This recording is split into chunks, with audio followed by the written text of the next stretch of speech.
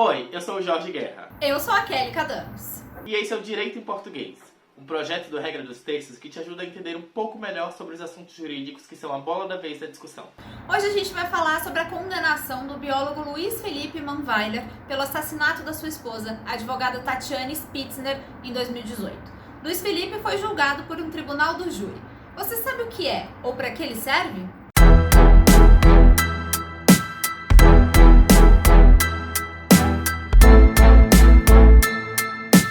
O caso ganhou a mídia em 2018 e aconteceu em Guarapuava, no Paraná. A advogada foi encontrada morta após cair do quarto andar do apartamento em que morava com o marido. Pouco tempo depois, as imagens de agressão por parte dele no estacionamento e no elevador ganharam os jornais. Assim, o laudo atestou a asfixia mecânica como causa da morte. Por se tratar de um crime contra a vida, esse crime ele trouxe para si a competência do tribunal do júri.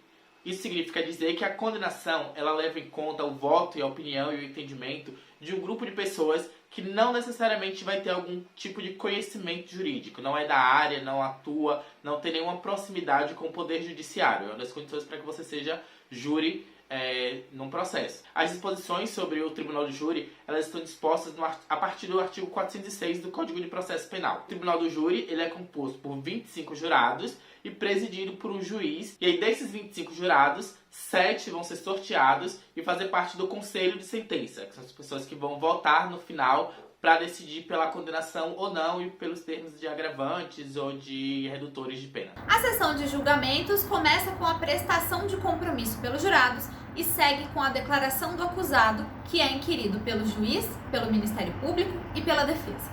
Segue-se então com as perguntas para as testemunhas arroladas no processo, sendo que as testemunhas de acusação sempre são questionadas primeiro. Já para ouvir as testemunhas de defesa, as perguntas serão sempre realizadas primeiro pelo advogado de defesa.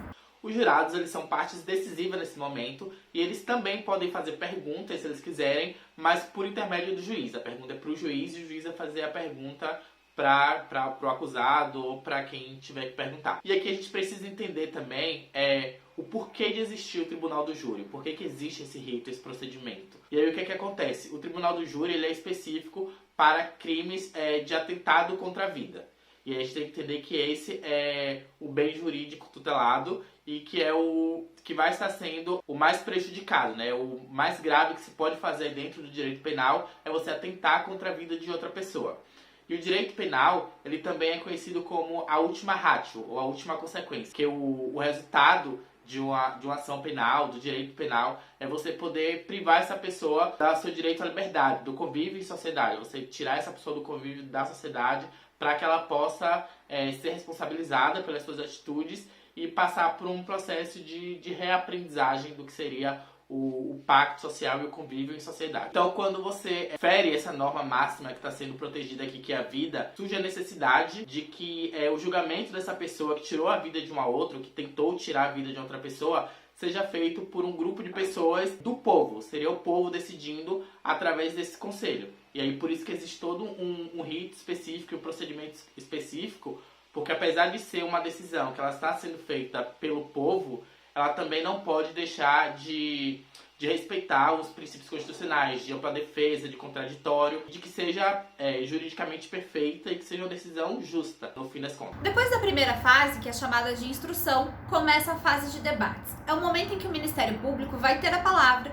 para explicar a acusação nos termos da denúncia que ele já apresentou e ele vai poder sustentar hipóteses de agravantes, se for o caso. Se a vítima estiver viva, ela também tem direito de se manifestar depois do Ministério Público.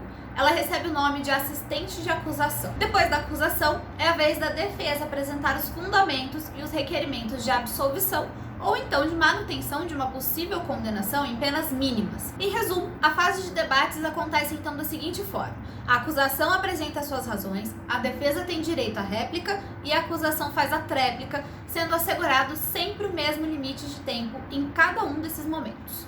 Lembram daquelas séries e filmes norte-americanos, geralmente, em que a acusação ou a defesa chega com alguma prova de última hora e ganha o caso e apresenta para o juiz? No direito brasileiro, no tribunal do júri, isso não pode acontecer. O artigo 479 do Código de Processo Penal, ele determina que não podem ser apresentados ao tribunal ali no momento do julgamento, no momento do tribunal do júri, não pode ser apresentada nenhuma prova ou objeto que não tenha sido trazido aos autos antes, com prazo de pelo menos 3 dias úteis e a possibilidade de que a outra parte tome ciência e se manifeste caso queira. Então não pode surgir nenhum documento, nenhuma prova de última hora no ato do tribunal do júri, sem que todas as partes que estão ali tenham conhecimento de que aquela prova ela foi produzida nos autos. E aí esse é um ponto muito importante também, porque é uma forma de garantir o contraditório e a ampla defesa, né? Que eu já falei um pouco antes. Teve alguma prova, se foi trazido algum fato, algum objeto, algo que possa ser decisivo no julgamento do caso, da lide. Da lide, Jorge. No direito em português, Jorge, a lide. Aí. Que inferno. Não vou fazer mais direito em português, tá? Vai ser direito em direito. Acabou. A lide. Quem quiser que entenda. Mais uma das formas que se encontrou para garantir o contraditório e a ampla defesa, né? Para garantir que não seja trazida nenhuma prova nova, nenhum fato novo no processo, sem que todas as partes que estão naquele julgamento tenham tido um acesso prévio, possam ter analisado, visto se estão corretas, se realmente tem alguma relação com os autos ou não, e possam se manifestar caso queiram. E aí, depois disso, né, encerrada a fase de debates, o juiz ele vai questionar aos jurados se eles têm mais alguma dúvida, e aí se eles tiverem, essas dúvidas elas também vão ser tiradas pelo juiz, que é o presidente da sessão e que é a parte responsável por ser imparcial, né? Porque a gente tem de um lado a defesa, do outro a acusação, e se algum deles for explicar, vai acabar puxando para os seus argumentos, para os seus lados. Então, o juiz responder aos jurados também é uma das formas de se garantir o contraditório e a ampla defesa. A fase seguinte é o conselho de sentença. Aqui a gente tem o sorteio de 7 jurados. Cada um pode recusar 3 jurados, defesa e acusação. No caso da Tatiane, o Ministério Público recusou 3 homens e a defesa recusou 3 mulheres entre aqueles que foram sorteados. Assim, o conselho de sentença desse caso terminou composto por 7 homens. Por fim, os jurados eles vão votar por cédulas em perguntas como sobre a autoria do crime, sobre a materialidade, sobre a possibilidade ou não de absolvição, sobre se eles acham que existem e que devem ser consideradas as agravantes ou atenuantes. Tudo isso para direcionar e direcionando, né, para o momento de produzir a sentença. E aqui a gente tem um dos pontos mais polêmicos também do Tribunal do Júri, que é o seguinte: o conselho, o conselho de sentença, né, ele é composto por 7 jurados. E aí, se for feita perguntas como autoria ou materialidade do crime, e aí forem votando, e aí 4 primeiros jurados, eles votarem da mesma forma, votarem que sim ou votarem que não, a votação ela vai encerrar nesse ponto. E aí isso tem uma razão muito simples. Porque se são 7 e aí 4 já decidiram de uma forma, o voto dos outros 3, independente de como forem, não vai mudar essa questão, ela já está decidida naquele ponto. Então, essa é uma das razões. E a outra questão também é para assegurar a identidade dos jurados, né? Porque como são 7 jurados, se o voto dos 7 forem abertos, né, é possível, a depender do caso, de que de alguma forma consiga-se chegar em qual jurado que votou de qual forma. E aí, com o resultado dessa votação, o juiz ele vai voltar para analisar e vai proferir a sentença considerando o que foi decidido pelo Conselho do Jurado. No caso de Luiz Felipe, ele foi condenado a 30 anos por homicídio qualificado e mais 1 ano, 9 meses e 18 dias por fraude processual, cometida ao tentar limpar o sangue da vítima no apartamento para se livrar das acusações. Vale ressaltar que essa é uma decisão de primeiro grau de jurisdição, que cabe recurso e que a defesa já se manifestou informando que vai recorrer. Mas e você? O que achou sobre o tema de hoje?